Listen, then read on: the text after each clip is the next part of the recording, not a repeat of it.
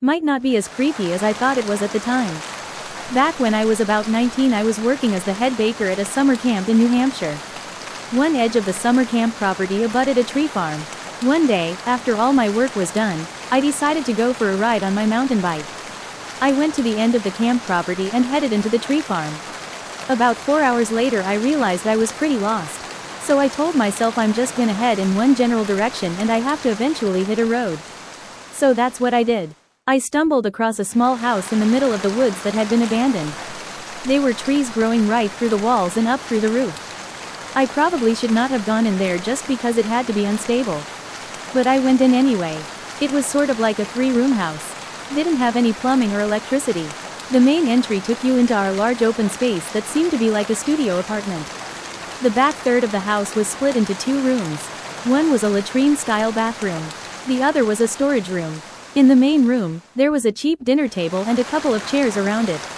There were still plates scattered on the table and silverware and a little bit of linen. All of which looked like they had been rained on for at least 7 or 8 years. It was a hole in the floor, so I lowered myself into the cellar. There wasn't much to speak of in there except what looked to be a bunch of broken mason jars. I lifted myself back up and found nothing else in any of the other rooms. What creeped me out, even though it was not any sort of immediate threat, was the idea that those trees had to take at least 15 years to grow through the house like that. But the stuff on the table looked like it was maybe half as old. So someone must have been living in that house at some point, even though it was going to offer minimal respite from the elements. After I left, it took me about 2 hours to hit road. Turns out I was maybe a 2-hour bike ride from the camp. Thankfully, it was getting dark, and a police officer stopped to make sure I was okay. I told her what was going on and she just told me to throw my bike in the cruiser and she gave me a ride back to the camp. Very cool of her. So it was like this woodsy area behind the suburb. I was pretty thick as the suburb was on the outermost rim of the city. I was in HS with some of my friends just wandering the area. None of us had ever been here before except one who lived in the neighborhood. We kept getting deeper and deeper to the point that even the kid who lived there seemed nervous at being so far out.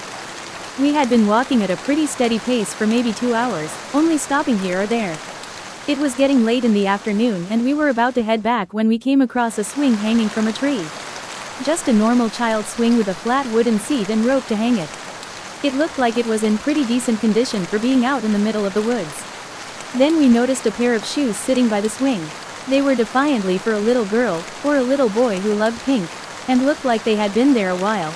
Sort of wet and had a nice spiderweb growing over them, but they too were in good condition. I can't tell you why, but just that scene of the perfectly still swing with empty girl's shoes next to it, a good 2-hour walk away from any house, it just didn't sit right with any of us. We just kind of stood around it for a while, none of us touching the swing, but looking about the woods over our shoulder. The first 15 minutes of our walk back were in silence, listening for something. Eventually the feeling gathered and we told ourselves there must have been a farmhouse nearby and most likely we had wandered accidentally onto someone's property. Still think about it, looked it up on Google Maps once, but by that point the development had grown and the woods was mostly a shopping mall.